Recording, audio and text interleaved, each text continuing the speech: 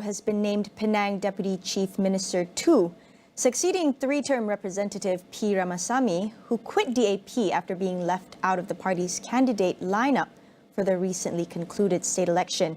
The Deputy Chief Minister 1 position, meanwhile, has been given to PKR's Batu Maung Assembly person, Datuk Muhammad Abdul Hamid. Jagdeep, who is the Datuk Keramat Assembly person, will lead the Human Capital Development, Science and Technology portfolio, while Abdul Hamid will be in charge of the Islamic Development, Education and National Unity portfolio. BN Sungai Aceh Assembly person Rashidi Zinul is the coalition's sole representative as he heads the Trade and Entrepreneurial Development and Rural Development Committee. The 10 new Executive Council members were sworn in before the Yang di-Pertua Negeri, Tun Abdul Fuzi Abdul Razak, at Dewan Sri Penang in Georgetown. While there may be a surprise omission in the form of Bertam Assembly person, Datuk Sri Rizal American Nain American, political observers have described the lineup as fair. How does this reflect the cooperation between the two coalitions? We ask political analyst Professor Dr. Siva Murugan Pandian. UMNO lost 4 out of the 6 seats contested, and by having one in the exco lineup, I think it's rational and it's practical. In fact, I would say for the first time in 15 years, we are looking at a collaboration who are willing to put aside their political differences and to find a win-win situation in order to strengthen their collaboration in Penang. We are also looking at 75% of new faces, and these are from various groups, backgrounds, and I think we can call these as the dream team of the chief minister. And if they could perform well, definitely it will bring for the betterment of the people, and also which will benefit the state itself. Of course, we are also looking at to what extent the ESCO members will be willing to look at the new political environment and make changes accordingly to make sure that the people's DNA are put first rather than any other interests, including their own political party's interests. With the return of UMNO's presence in the Penang government, the next question is, can the party win back its support among the Malays in the state? Siva weighs in on how the party may plan to rebuild its presence, not just in Penang, but the other northern states as well. UMNO, I think, have to, again, revisit, relook, reset, and see how are they able to win back the support of the Malays, especially. They contested 6 seats, they lost 4. They managed to gain 2 in Bertam and Sungai Aceh. Definitely, this can be the benchmark. The performance of the member of State Legislative Assembly in Bertam will be watched as close as the Sungai Aceh, who was appointed in the ESCO lineup. And I think both should become the model to win back the Malay support. Whether they will be able to do it immediately, it is the dilemma that I think faced by UMNO, not only at the Penang state, but also at the national level. I think what is important is what kind of brand would you want to propose to the Malays in Penang?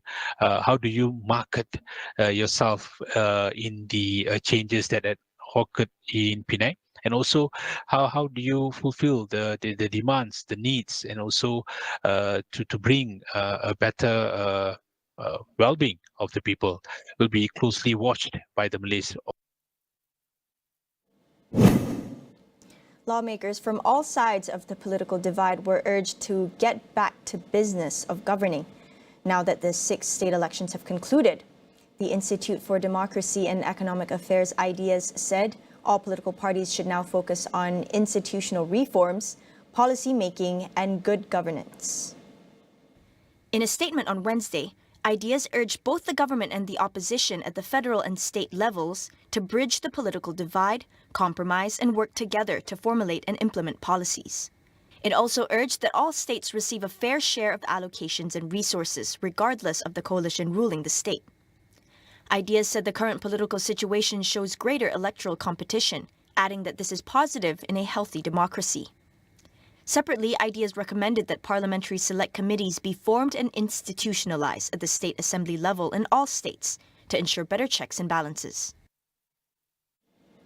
The Kelantan government will adopt a mature approach to strengthen the relationship between the state and federal governments for the benefit of the people. According to newly appointed Menteri Besar, Datuk Muhammad Nasruddin Daud, a strong government-to-government relationship is important for the benefit of all. Apart from this, he said Kelantan would continue the legacy of placing Islam as the foundation of the administration, as well as the welfare of the people.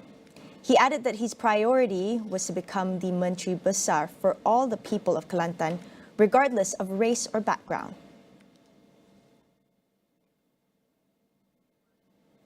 Meanwhile, Terengganu Menteri Besar Datuk Seri Ahmad Samsuri Mokhtar said the state government will focus on developing industries other than petroleum to reduce the state's dependence on annual oil royalty payments.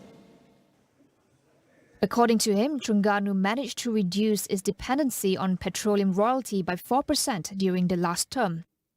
Separately, Ahmad Samsuri announced the list of 11 portfolios for the state executive councillors, including a representative from Bersatu. Ahmad Samsuri, who is Ru Rendang Assembly person, said in view that there are currently no opposition members of the Legislative Assembly, he urged all the backbenchers to be critical of the state government. Perikatan Nasional won all 32 seats during Terengganu state elections on Saturday. We'll take a quick break. Stay with us.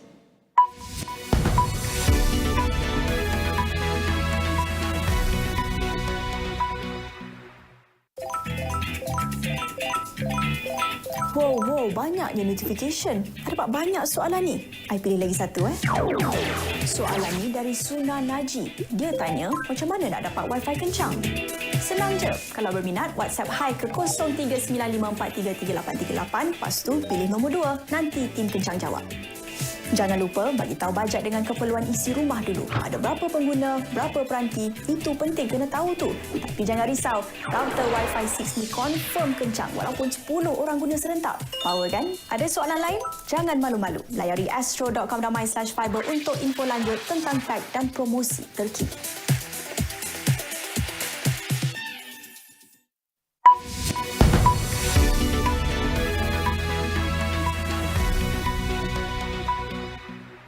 Welcome back. Attorney General Tan Sri Idrus Harun says the Attorney General's Chambers has no reasonable grounds to re-examine all cases that have been charged in court.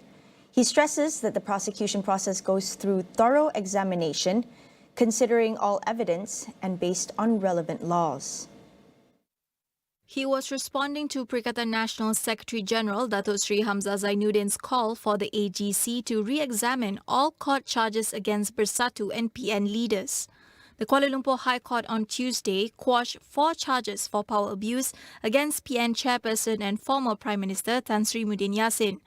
Idrus, commenting on the case, said the High Court's decision was made solely based on the scope of the application filed by the applicant, and that the 3 other charges against him still stand. The AGC has also filed an appeal against this decision on the same day. It took Bank Negara Malaysia 7 years to discover that a large portion of 1MDB funds had gone into an account controlled by Joe Low. This was revealed by former Governor Tan Sri Zeti Akhtar Aziz when testifying as a witness in Datuk Sri Najib Razak's trial involving the misappropriation of 2.3 billion ringgit of 1MDB funds. She said the length of time it took to make the discovery was not unusual, as financial authorities usually take many years to uncover and investigate such wrongdoing. She was asked about BNM's discovery of $700 million transferred from 1MDB to Goodstar Limited, a company owned by Low, which occurred in 2009. But the authorities only discovered it in 2015. The money was part of 1MDB's $1 billion remittance to buy a 40% stake in the 1MDB Petro Saudi joint venture company. Zeti also said 1MDB had given false information about the true owner of the bank account in 2009. She also said that BNM's role, like any other central bank in the world, was not to scrutinize every single transaction and that it was up to individual banks to carry out due diligence. Separately, police are expected to confiscate more assets linked to the 1MDB case following the testimony of lawyer Jasmine Liu, the former general counsel of 1MDB. Inspector General of Police Tan Sri Razaruddin Hussain said the assets involved would be forfeited to the government through a court process. He said Liu was still in police custody at the Bukit Aman Commercial Crime Investigation Department for investigation of money laundering, adding that she would be handed over to the MACC after the police completed its investigation. The former 1MDB Group Strategic Executive Director is believed to have been part of fugitive businessman Jolo's inner circle and had information on 1MDB. On to international news. Thailand's Constitutional Court has rejected a request by the Move Forward Party to review a parliamentary decision that blocked its prime ministerial candidate, Pita Limcharoenrat, from being renominated. The move effectively eliminates remaining possibility for Move Forward to take the lead in the upcoming government. Meanwhile, the House Speaker confirmed that a new leadership vote has been set for August 22. The court, in a unanimous decision, dismissed the case because it was brought by a group of more than 20 individuals, excluding the prime ministerial candidate himself. Pita's party won the most seats in the May elections, but his efforts to form a government failed to gain enough support from MPs and senators, with conservative groups concerned about his plans to amend laws on insulting the royal family and business monopolies. With Pita's road to premiership blocked, Pheu Thai, which came second in the election, will try to form the next government with its own PM candidate, Srettha Thavisin. China's fertility rate is estimated to have dropped to a record low of 1.09 in 2022, according to new figures released by the country's Population and Development Research Center. This would mean China has the lowest fertility level among countries with a population of more than 100 million. China's fertility rate is already one of the lowest in the world, alongside South Korea, Taiwan, Hong Kong, and Singapore. Authorities have been trying to boost the country's declining birth rate, introducing financial incentives and improved childcare facilities. The high cost of childcare and the need to take time out of their careers have discouraged many women from having more children or any children at all. While authorities have stepped up their rhetoric in recent months about sharing parenting responsibilities, paternity leave is still limited in most provinces.